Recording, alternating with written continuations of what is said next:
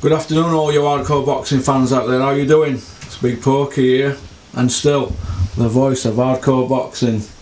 I'm joined today by Richard Towers, former heavyweight contender. How are you doing, Richard? Good, thanks pal. Yeah, really good. First of all, Richard, can I ask you why you finished your career at 16-1?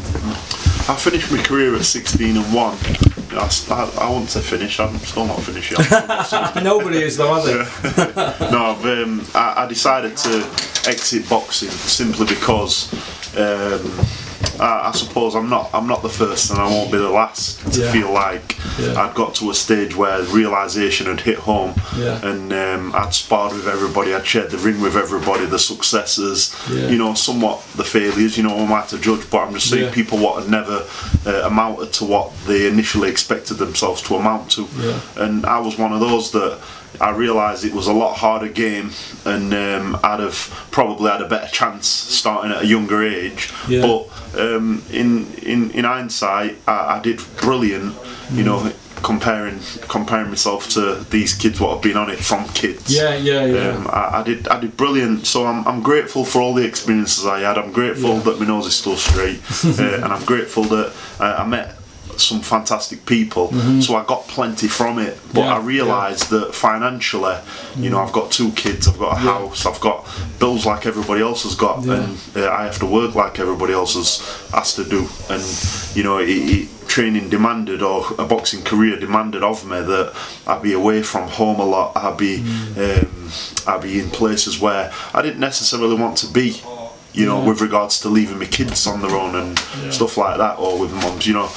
So I decided, you know, I've got to kind of try and look to getting into something that's going to be a little bit more financially gaining than not. So I decided to go into business, which I've done all right out of. I keep my lights on at night, so and my kids are happy. And like I say, I got plenty from it, and I enjoyed it while it lasted. So I just try and look at the positives. Well, let's just back up a bit in there, because you took your first fight as a pro. Were you 29, Richard, or something? I was 20 I think I was 29 I think it was, Well, if we back up a little bit, because you were a bit of a tearaway, weren't you, as a youngster and that? Could say big that. Prison sentence, didn't you? Do you regret that now because of how your career ended up? Because you only lost one fight, didn't you, against a former world champion? Against Lucas Brown. When you back up a bit, this time you spent in jail, if you would have had that time as a pro, or maybe as a bit of an amateur and then a bit more as a pro, you think things would have turned out different for you? Oh, definitely, Russ. Hindsight's a wonderful thing. You know, we can all say if we'd have done this and we'd have done that. Shoulda, woulda, coulda. Exactly. Shoulda, woulda, coulda. Just don't cut it. But I do look at it and think to myself, well, if I'd have done this and if I'd have done that, I know I didn't. You know, it's obvious that if I had have done, I'd have probably been a little bit further on. But it's one of the things that I teach the kids now, you know, because I've got kids in the gym, and I teach the kids now, you know, just embrace your childhood, use all these years, and because I recently heard somebody break down a lifetime into hours, and it's astounding how quick it goes. It looks, you know, when you do it like that, when you break it down to hours, I think it's something like 65,000 hours or something like that. That the average life expectancy is something like that. Might be wrong.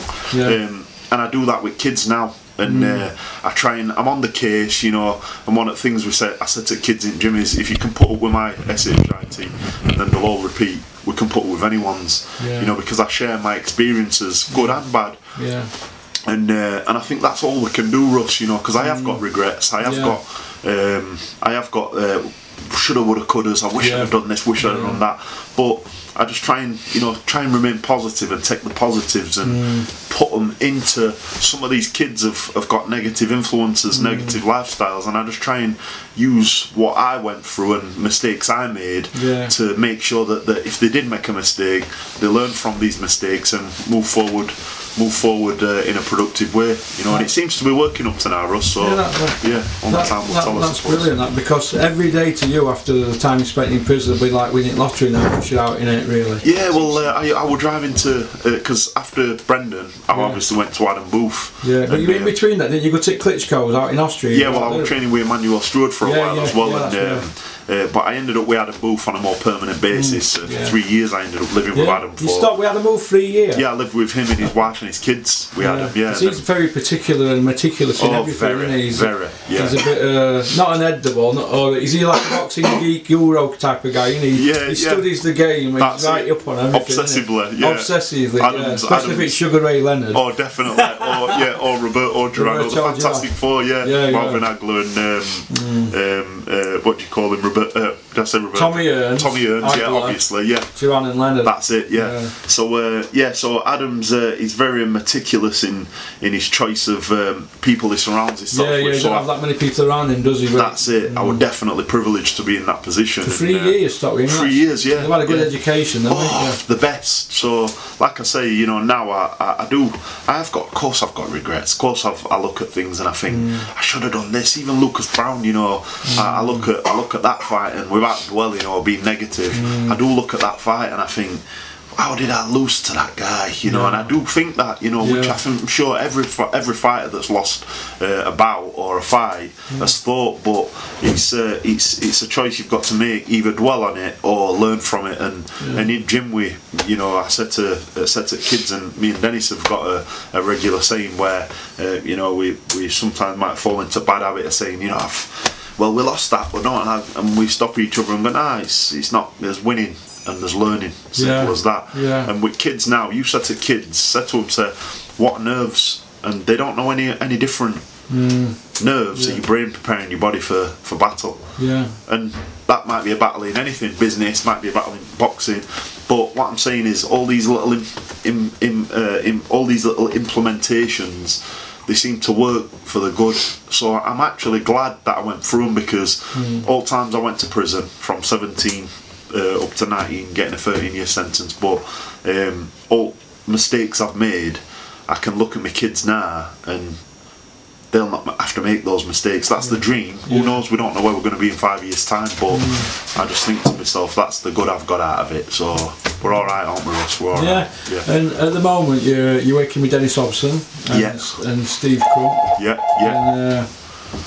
And how's that going? Is that alright? Yeah, going absolutely brilliant. We've got some good things in pipeline. We've got a few champions knocking on our door, wanting to come over and do a little bit of training with us and get an opportunity over on UK shows. So keep your ears peeled and your eyes open, because we've got some really good stuff coming through. So that's brilliant. And tell me about this gentleman that from Sweden at the moment, the guy I picked up from Gatwick. The Swedish kid. Redwan K. Sorry. He's 7-0, I believe. Yeah, he's 7-0. He had 170 amateur fights. He's got a tremendous grade and experience. You watch the kid and you think, well, he's doing good, and he looks good, and he can only improve on. If he can improve on what he's got, imagine what a showcase this fella can be. Because I heard a little rumour around the campfire that he's the guy who beat Lomachenko, the only guy to beat him in amateurs. This Swedish kid schooled him and got robbed in here. That's right. That's right. Obviously, he's not a cabbage. He's no good. He knows his way around ring. You have to put it that way.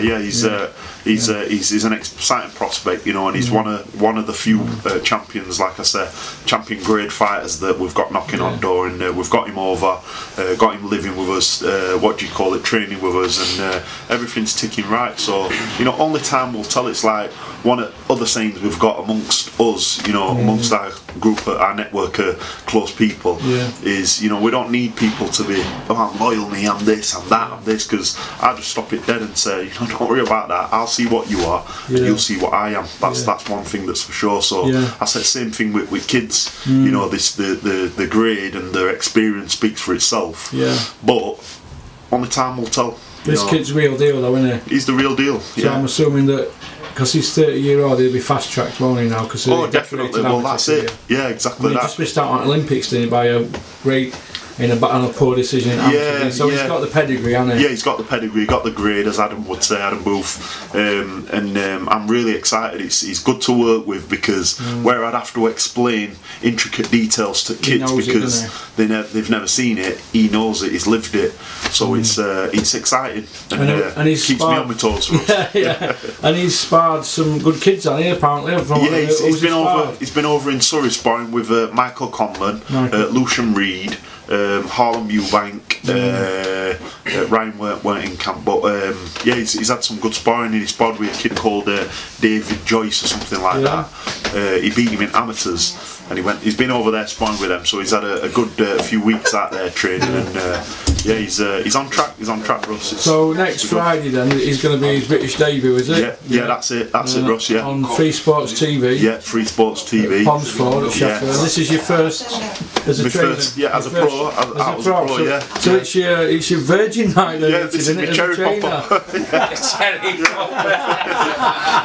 Should be good. Oh, that's brilliant. So you're looking forward to it then? Yeah, you've got all your family going that night. Yeah, all my family's going. Mrs is going. All my friends. Is Adam Booth going to come up? Well, he's over in New York. He's going over to New York tomorrow because Michael Conlon's going over. So he's asked me, will I FaceTime him from the changing room right to walking through? And I said, well, of course I will, but you know how it goes. He goes, nah, don't worry about it. He goes, but if you can, just keep me in your mind, because Adam just loves the process of how everything's going. So they say that ex-fighters that have fought at a top level and sparred top world class guys, because you sparred all the best, haven't you? David A. Wilder, Fury, isn't that?